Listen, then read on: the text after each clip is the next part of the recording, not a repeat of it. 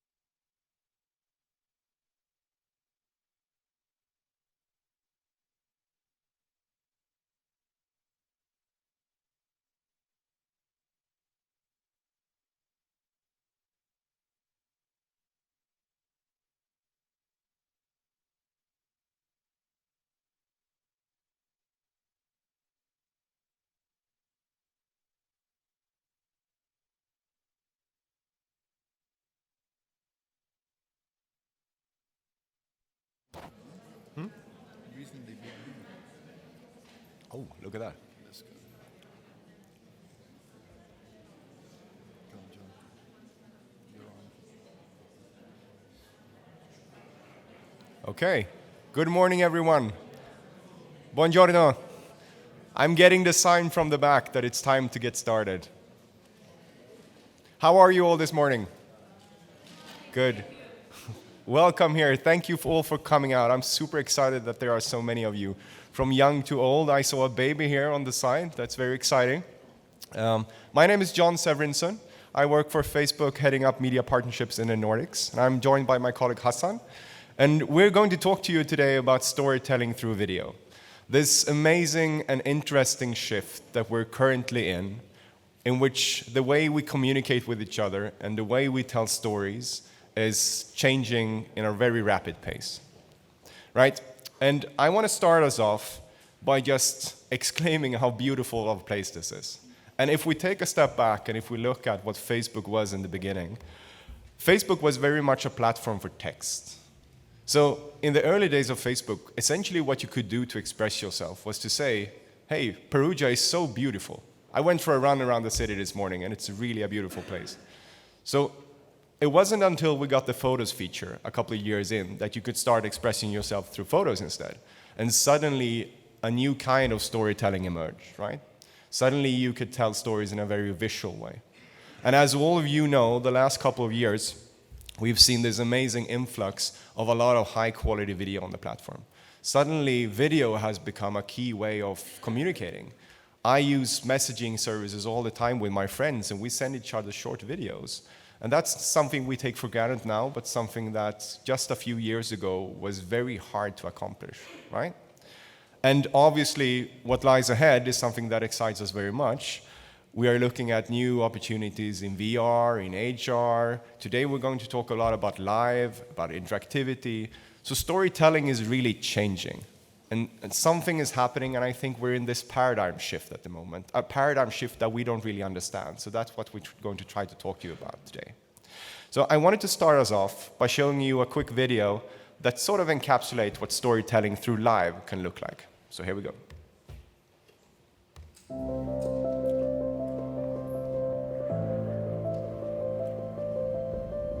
Perhaps surprisingly, I've got a question in from Jeremy Corbyn of Islington. A long time ago, it was illegal to be gay. There were laws. This is the first time a live helicopter combat mission has ever been filmed. Flüchtlingspolitik und das andere war das Thema Koalitionsbedingungen. Being here with AJ Plus live in Paris, France. It's just after 7 o'clock. HT live. Look around. You are invisible. Hopefully you can see what happens behind the scenes when a terrorist incident happens. Bonjour à tous, bienvenue dans notre Facebook Lounge. Ici, ce sera notre nouveau studio. Just going to say that people are... Okay, wow.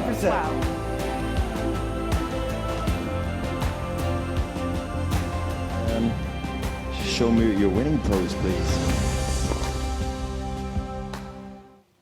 Yes, so as you can see, this is very suitable for a journalism conference. There is a range of opportunities how you can use live to tell stories and to spread your journalism.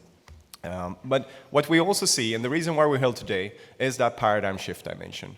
We can really see how the video consumption is exploding on the platform. And just in a couple of years, there are analysts telling us that a vast amount of the mobile data will be video. You know, more than 40% of the total watch time on Facebook is actually driven by how people are sharing content, how people are sharing video. So Facebook is not only a platform where you can post video, it's also a platform where people can see that and share that with people they want to start that conversation with.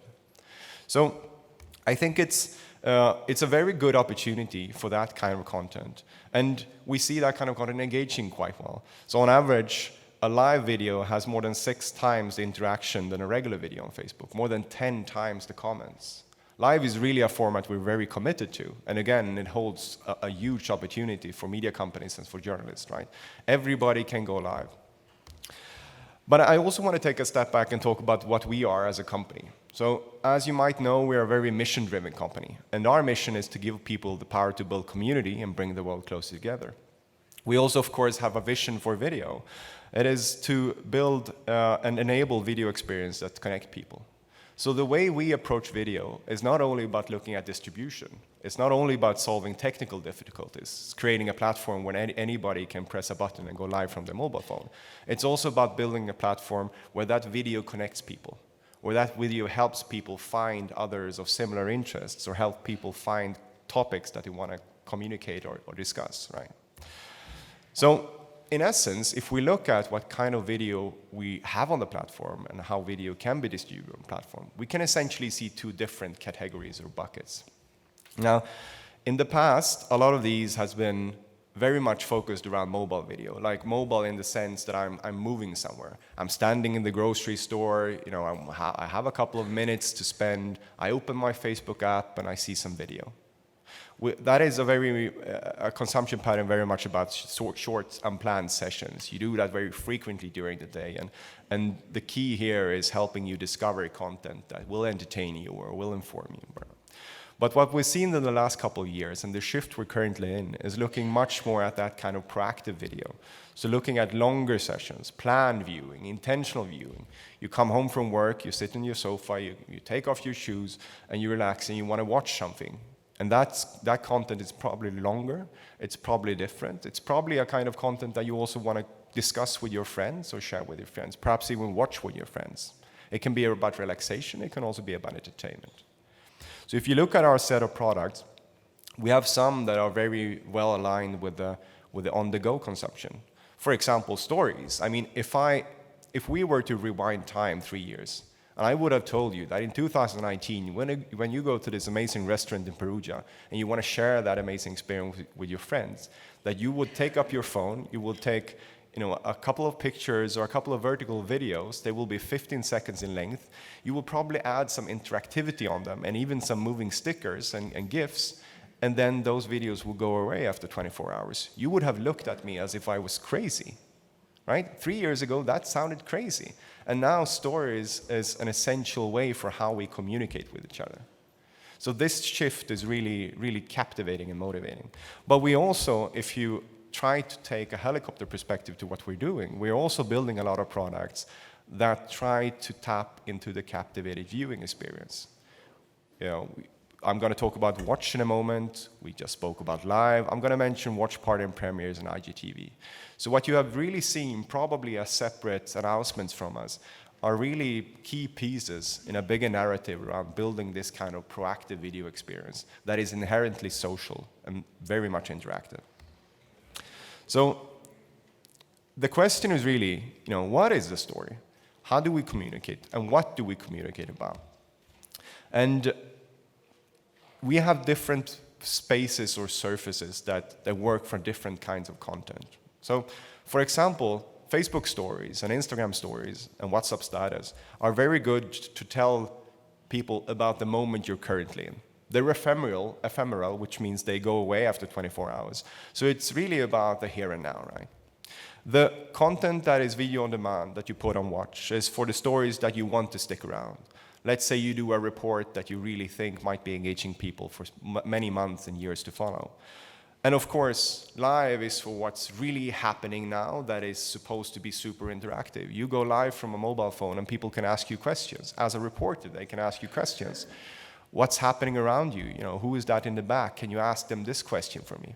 So Live is really a good surface for that here and now, here in the moment thing. As you probably can tell yourself if you're using Facebook or Instagram or WhatsApp, the stories format is growing really, really intensely. Some point, not too distant in the future, stories will actually overtake regular posts as the most common way to share content.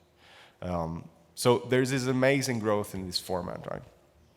And the second part I talked about is Watch. I hope you guys have heard about Watch. Watch is our way of building a place at Facebook for people who want to watch longer content.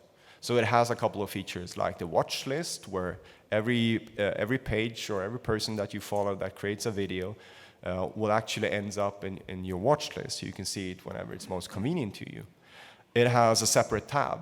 So it's this special surface on Facebook where people who want to watch video can go. And it has a lot of features around it. So here's a short video to tell you a little bit more about it.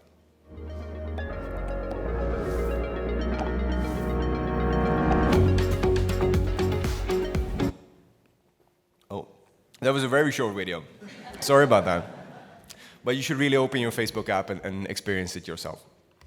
So we have built a couple of features that we think will make video viewing a lot more social. Because again, we're a social network. That's the background we're coming from. That's what we want to achieve here. That's what we want to contribute with. There are many other ways to distribute video. So social can be, for example, watching with your friends. We have built a product called Watch Party. This is available for profiles, for groups, and for pages. And essentially, you create a watch party. You say, I want this watch party to start on Thursday at 8. And when that time comes, this watch party will start. You will see, your friends or your followers will see that. They will be able to tune in. And you can take them through a playlist of Facebook videos. That can be your videos, but can also be videos from other pages on Facebook. So essentially, you can do this with your friends to, let's tune in at 8 on Thursday and look at cute cat clips. But you can also go back and put different pieces of journalism together in a context and take your viewers through that and be available for them to answer their questions while they're watching it together with you. So this is one example of that. We also built something called live commentating. So when you do this, either in a live or for a watch party, you click this button and you can click video, and suddenly you can actually broadcast yourself as a commentator. So again, you can lead your audience into watching content on Facebook, and you can talk to them while they're watching it, and again, field their questions or answer the questions you see in the comment threads. We also built a feature called Premieres. So Premieres is a bit like live, however, it isn't live, so you upload a video clip, but you say it's going to go live on a specific time. So let's say I upload my new show and I say on Thursday at 8 this is going to have a premiere. What happens on Thursday at 8 is that it becomes a live experience in which the comments are time-coded. The comments happen as the story develops or as the content develops. That's our youngest member of the audience, hopefully agreeing with me. So Premieres is also a very good way for a journalist. If you've done a video report, you can upload it and post it and be there to answer the questions and elaborate on the context, to bring your readers and followers into the storytelling that happened. We also are building quite interesting features for interactivity. So polls is one of them. This is a format from CNN and Anderson Cooper in which during this news broadcast, interactive polls are coming up. These polls is something that we will come back to later when we talk about Vidpresso and Hassan, but it can be a way of making people not only passive consumers, but actually active consumers or active participants in the storytelling you're doing. We are seeing shows where publishers and media companies experiment with formats where the reader or the viewer determines what happens in the show. For example, a renovation show where they renovate a house and the viewers decide which room to take on and how to renovate that. So it's really becoming this new take essentially on storytelling where the viewers are part of the story. So it's been a busy year, the last one. We've done a lot of things. I mean, this is not a slide I will go into depth on, but this is a very big shift for us as a company. We're building a lot of products around this, where you see there in the middle, we acquired this amazing company called Vidpresso, and that's what we're going to spend most of our time today talking about. We launched the Watch tab globally. It's now available in all countries where Facebook is. We're trying new shows in the US and UK to figure out what this format is all about. And we're expanding monetization to more markets to help publishers make a decent revenue of their video on Facebook. So there's a lot that has happened, and there's a lot more to come. And I think the point I really want to convey is we are very deeply invested in figuring this out, in figuring out how to become a platform not only for that reactive mobile consumption of video that I talked about, but also for this more planned viewing, this proactive viewing. What that looks like and how you guys can tell those stories using our tools, but also how you guys can help reach your followers and your readers and your viewers using those tools and bringing them into that story. So with that, I am actually going to hand it over to my amazing colleague Hassan, and we'll have time for some Q&A in the end. So here you go. Thank you, John. So, about 9 years ago, my father fell ill. Within 2 weeks, I packed up my London apartment and moved to Pakistan. It was a pretty difficult time for me. I'd never lived there. I'd left behind my friends, my work, everything I knew. Pakistan is an amazing country with warm, hospitable people and delicious food, but it was a tough time for me. It's actually that journey from Pakistan to from London to Karachi that day that brings me to Perugia today. And I'd like to just talk about that briefly because I think it's a little relevant to what we're discussing. While in Pakistan, there was deregulation of the broadcast industry, and it gave rise to a lot of new channels and media companies. I had the opportunity to work with a lot of them, and every time I walked into a control room, it seemed like I'd gone into a time machine that was stuck in the 80s. Things hadn't changed much. The tools, the approach, the workflows were pretty static. There had to be a better way.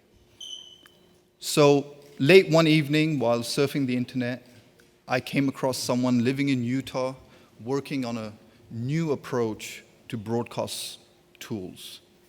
Immediately, it sort of caught my attention because I could see it was the first step towards building a simple, innovative, and cost-effective control room of the future in a browser. So excitedly, I emailed Randall, but of course, my email bounced. I was then able to find him on Facebook and send him a message. And this is the power of the social graph.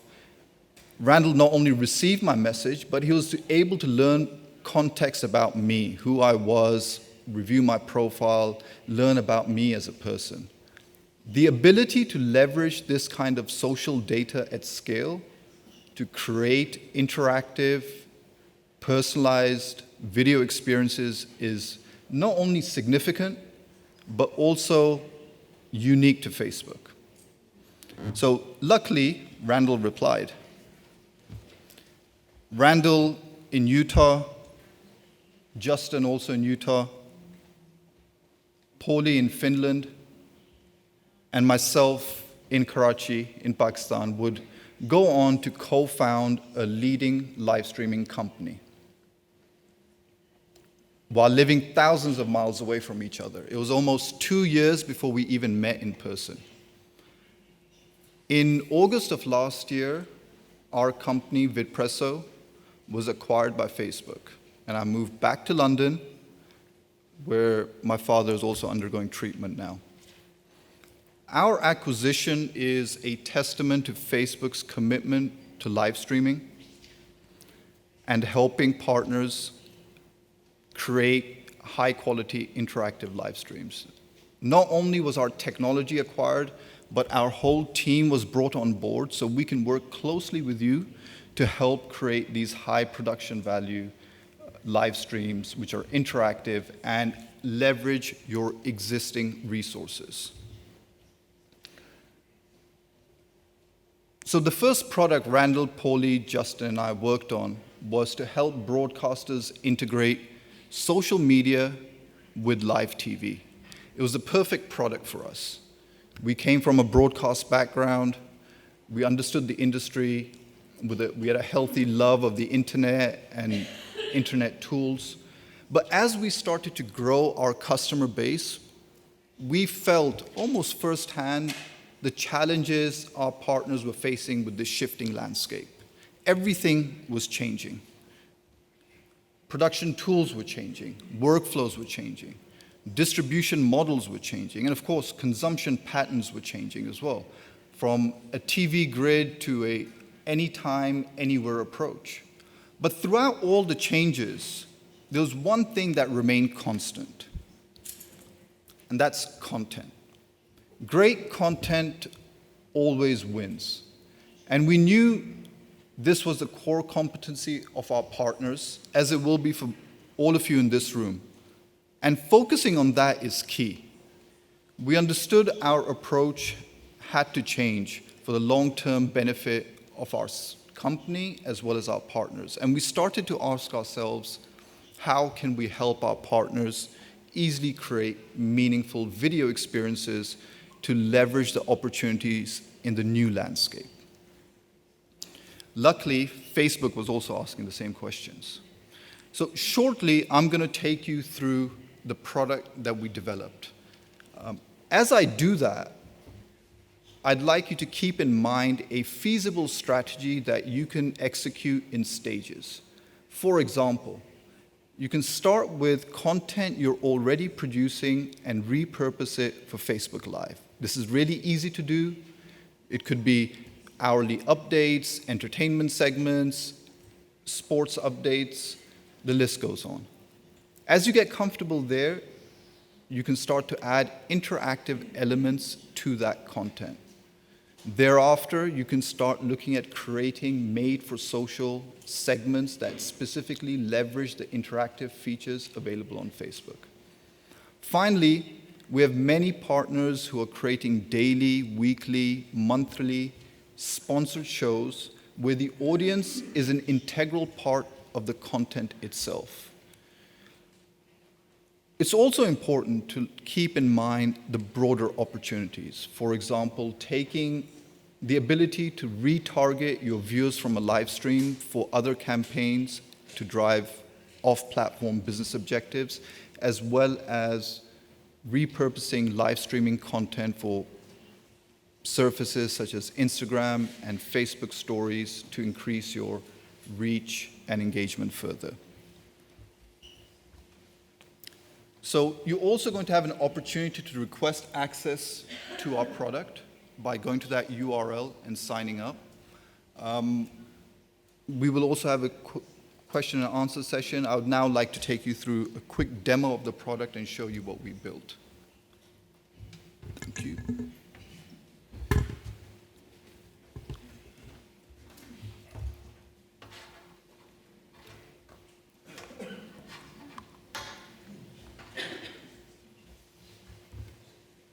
Live demos are always fun. Okay. Are we getting that? Okay. So as you can see, it's a web-based service. You go to a URL and you can access it. What this means is you can have a really distributed workflow or a centralized workflow. Your team can be in the same location or in multiple locations. You can also invite other users to your account and download your old streams. Right now, we're going to go into, I've created some live streams in advance, but we could also create a new stream. I've always fancied travel shows, so you'll have to indulge me today. I'm assuming we're going to do an out-of-office travel show. As you see here, the interface is very simple to use. Our product is not necessarily targeted at people with a production background. People with just a basic understanding of how the internet operates will be able to use a product like this to create high-quality interactive live streams very quickly. But it's also very flexible. So for example, we can add a simple FaceTime camera, or we could bring in an external source like that professional camera, which could also be a feed from a control room, and we can switch between our sources. By clicking this picture-in-picture button, I can easily add a picture-in-picture composite shot, as I can add a split screen as well with two different sources. So it's really simple, easy to do, and very flexible. I'm going to remove these other sources for now. So on the right-hand side, you can also see my phone here, but you'll see a number of tabs. Here you can set up the details of your stream. We can integrate with external encoders, with switchers as well. And you can choose the page that you would like to live stream to. We're just going to go to a test page for now. We also have a very flexible graphics system. We're just using a default package, but we can design graphics based on your requirements and integrate those and save them. In terms of graphics, there's some graphics I've created in advance, but I would just like to create a quick lower third for myself.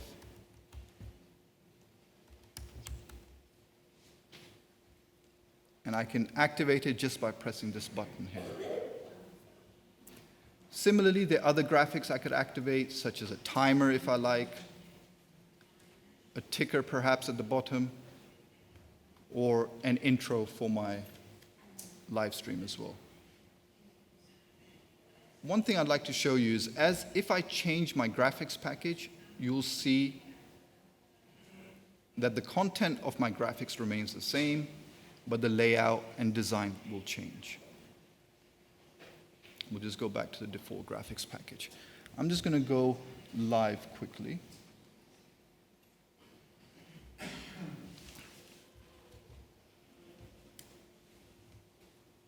show you some of the interactive features.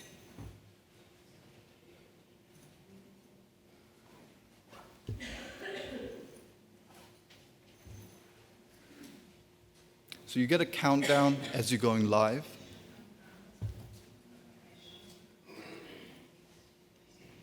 We can remove the intro for now, and the timer as well.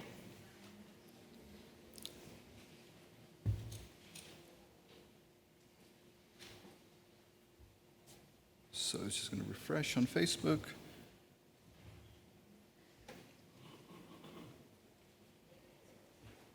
There we go. So we're live on Facebook now. If someone comments, so we can say this is a comment that comes in from Facebook. You can see those comments will populate in the comments tab here. And it's very easy to take the comment and click a button and push it on screen. This is really good for like doing interactive shows, perhaps with celebrities, people, noteworthy people, where the audience is able to ask direct questions and get responses directly. You can also have John's comment up there. We also have a lot of other features such as being able to search for comments, create playlists, and allow you to do a lot of flexibility within your workflow. The other thing I'd like to show you is polls. We can use, oops, sorry.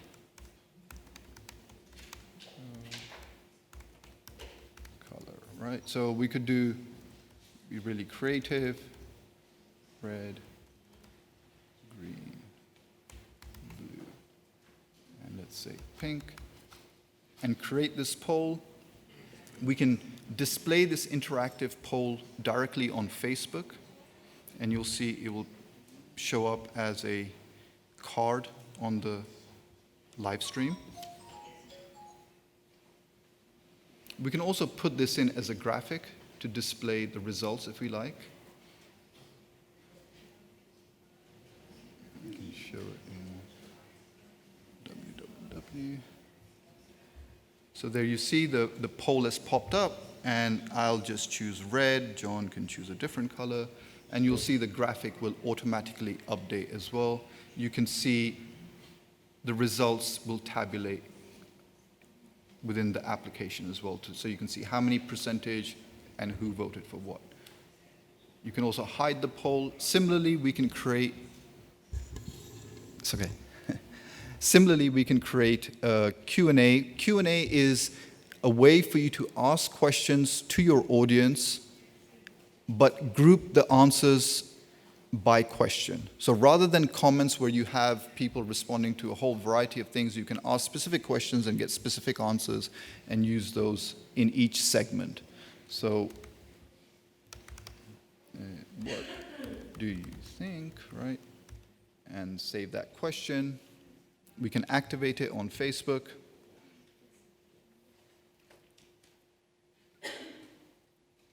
And it will pop up as a card again.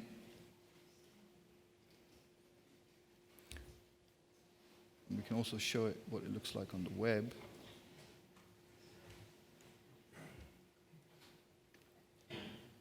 So here you'll see a card will pop up and people can put in their answers. Similarly on the internet, this is great, right? send your answer, and you'll see you can ask multiple questions here, and the responses are all categorized by question, and we can take an answer and click and send it on air very easily. So those are some of the interactive features, the ability to integrate into various workflows. One other thing I'd like to show you very quickly is the prompt view. This is a feature that allows the producer and the talent to stay in touch and ease the communication between them. You can open the prompt view and show this on any external-facing monitor, an iPad, and you're able to send audience comments to the prompt, so the talent can see what comment is lined up. As the talent starts talking about it, you can push it into the live stream.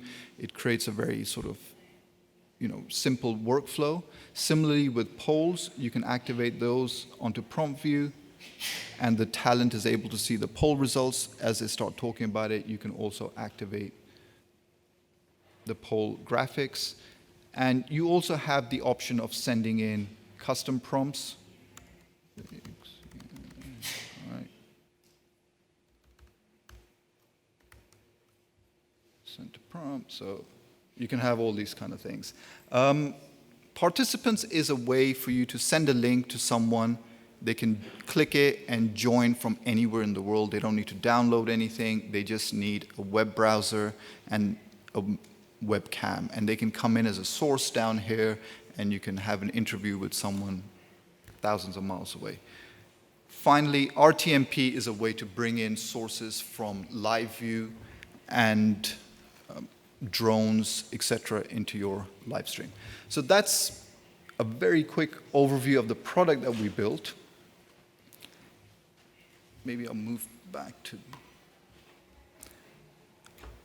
You can, of course, request access to the product if you're interested in using it, and John and I are happy to take any questions you might have generally or about the product. Go ahead. Yeah, sure. Sure. Mm-hmm.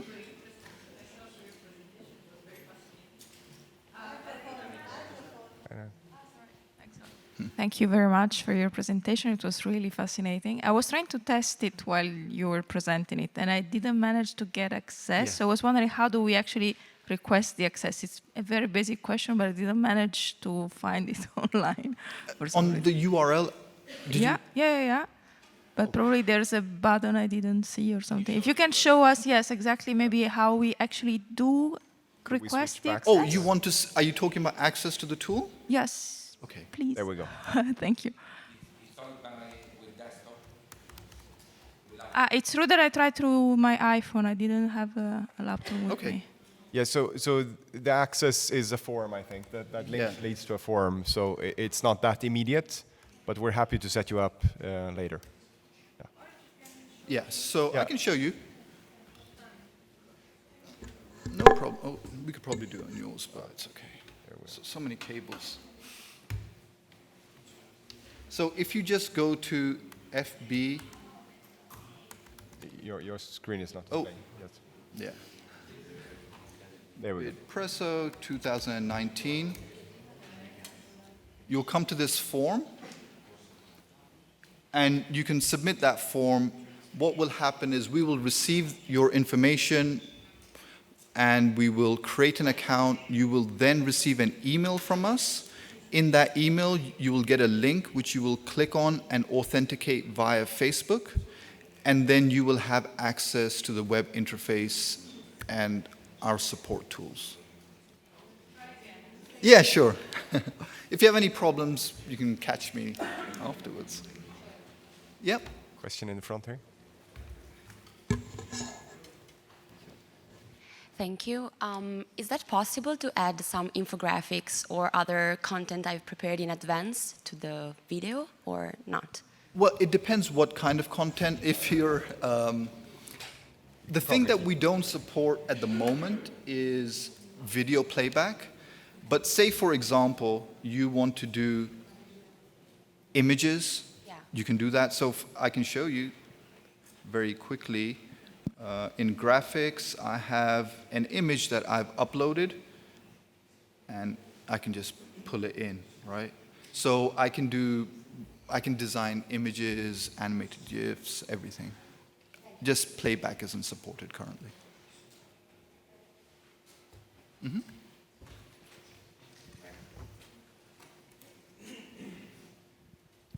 I have a question to John. I manage a page that has around 60,000 followers, news, of course. And we tried for the first time Premiere last week. The performance was quite good. Can you confirm me that the performance is as good as a live video? Or do you have already feedbacks from your data analysis? It's a good question. It depends a lot on how you use it, I think. So we've seen some media partners use Premiere as a way, since it's scheduled, right? You can, for example, use the first 10 minutes of a show, and then the longer people watch it, you will start showing signs that if you want to continue watching this, you should turn on your television or tune into our own app or similar. But in the way that it's designed to be used, where you have it as a live experience and you are there to interact with people, it depends very much on how well you utilize that, I think. It's not hard-coded to give you a specific degree or amount of distribution. So it depends a lot on what your followers are doing, if they're interested in the content, and also if they're engaging with the content. Now, I showed the slide about how live gets, on average, a lot more interaction and engagement than regular video.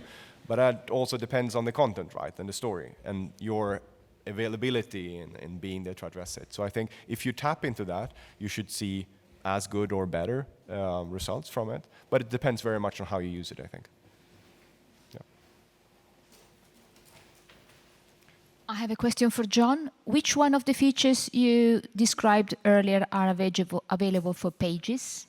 So Watch Party is available for Pages. Premieres is available for Pages.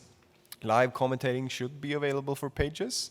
I think most, if not all, should be available for Pages of the ones I described. Yeah.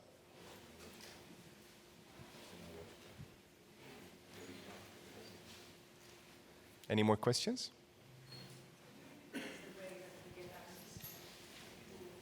Can we? Let me put that up. Sorry, what was the question? If it's possible, could you repeat the way we get access to the tool? Yeah.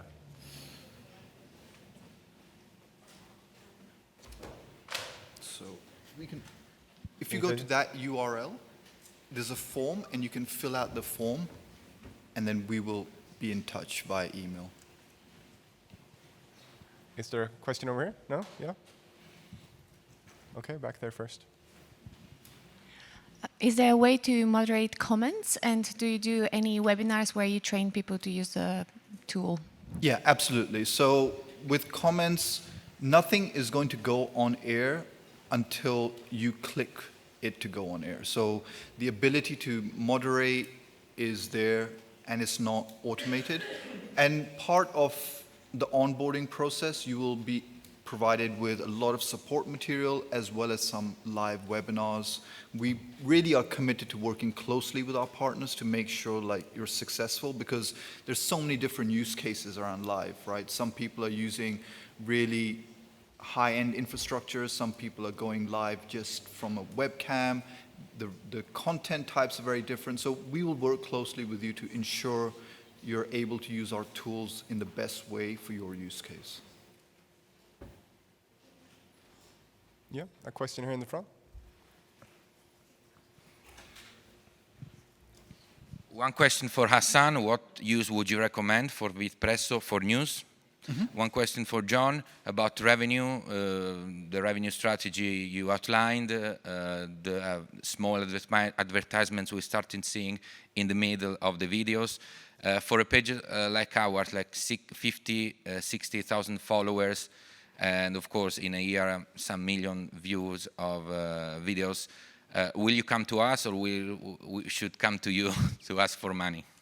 You want to start? And what is the revenue share? 50-50, 40-60?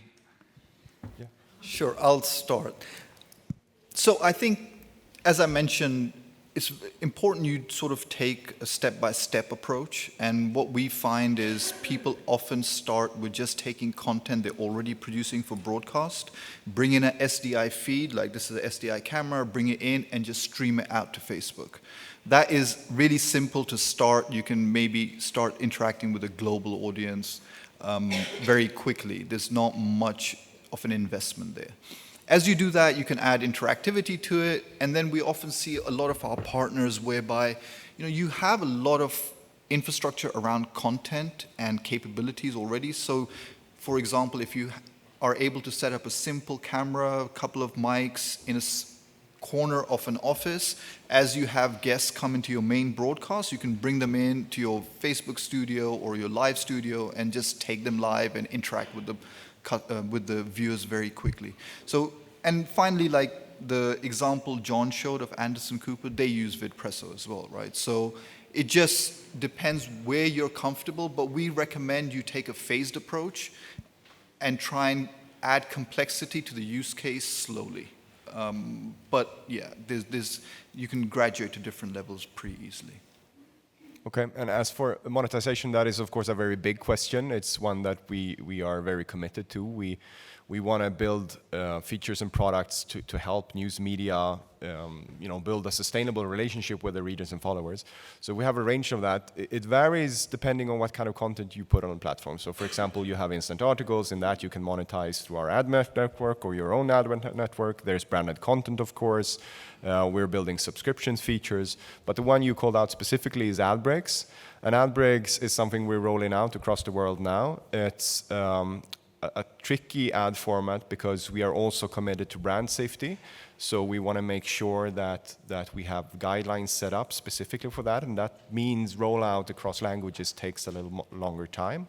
It is a rev share. I'm not exactly sure what the share is, but we can follow up on that later. I think it's about 55-45.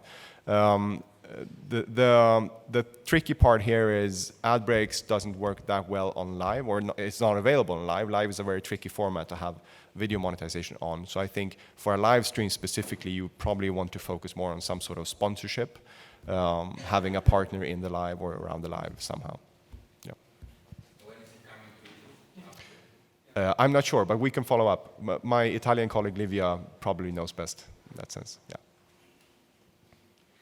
What's the optimal length for videos that you recommend with VidPresso? And what's the best time to post during the day? Sure. So optimal length, we generally recommend you around 20 minutes plus, right? So 20 minutes to like 40 minutes seems to be a sweet spot.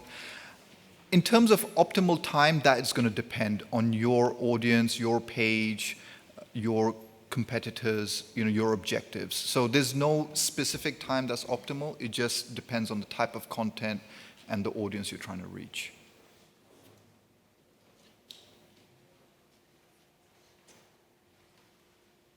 Any other? Okay. There doesn't seem to be any more question unless somebody is sitting on something that they really are hesitant to ask. Right. Thank you all for coming. I know that many of you will want to stay around because in 10 minutes or so we have our next session, which is going to be a story school, right, with my colleague Ulrika. So please stick around and thank you for coming. But for now, let's take a small break. Thank you. Thank you.